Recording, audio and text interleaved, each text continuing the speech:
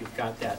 We're here today to talk about the recent Supreme Court decision, Citizen United versus the Federal Election Commission. And in that decision, a sharply divided United States Supreme Court by a 5-4 majority ended over 100 years of practice that had prohibited corporations from spending corporate money in direct electioneering activities. Since the presidency of Teddy Roosevelt, corporations have been prohibited from making direct corporate expenditures into the political process. They could make contributions to political action committees, but they couldn't go into their deep reservoir of profits to directly spend that money to affect the outcome of an election. And over 100 years of history has been wiped away by this 5-4 decision by the United States Supreme Court.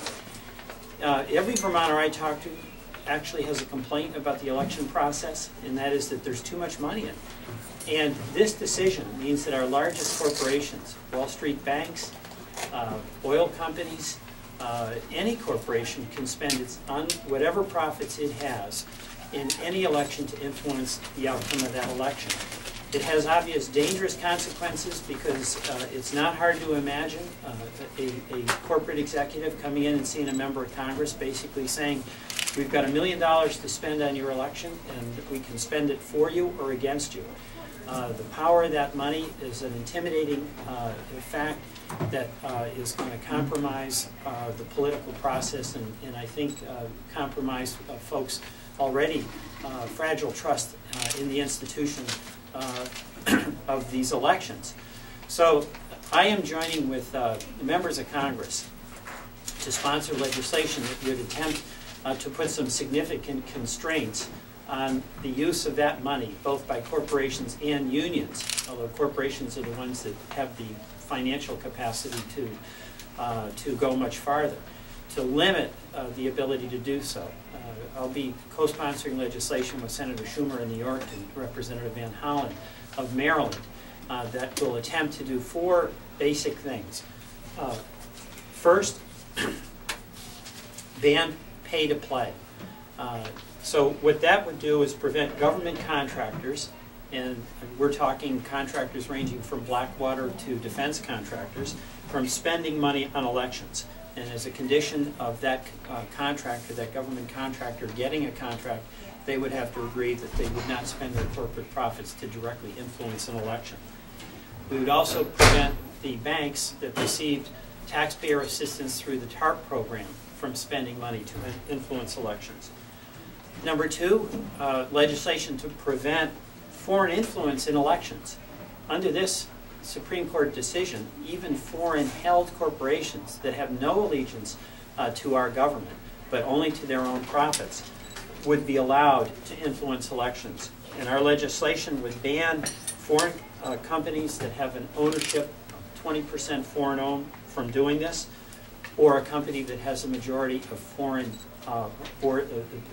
who are on the board of directors. Third, our legislation would strengthen disclaimers to identify the sponsors of the ads. This is all about transparency. What has happened in recent history is that individuals and companies are making contributions to so-called front groups, charitable organizations, 527 groups, and then those front groups are engaged in expensive propaganda campaigns in electioneering. The public is not told who's behind that ad, who is contributing the money. And we believe the public is absolutely entitled to know who's the advocate. So we would require CEOs, if they're going to spend corporate money, to identify that they are behind the ad and essentially make a disclaimer much like an individual candidate must make at the end of a campaign ad where that candidate says, I am Peter Welch and I approve this message. It would also require top corporate donors to these 527s and front groups to appear in the ads and list the top 5 donors.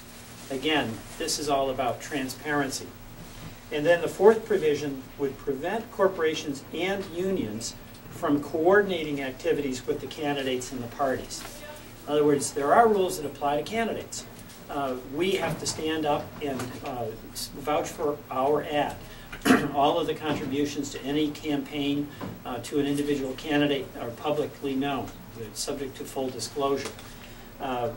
We believe that type of transparency should apply when it's corporate money that's being spent, and there should not be a direct link between the campaign and the corporation or union that's doing the advocacy with those funds.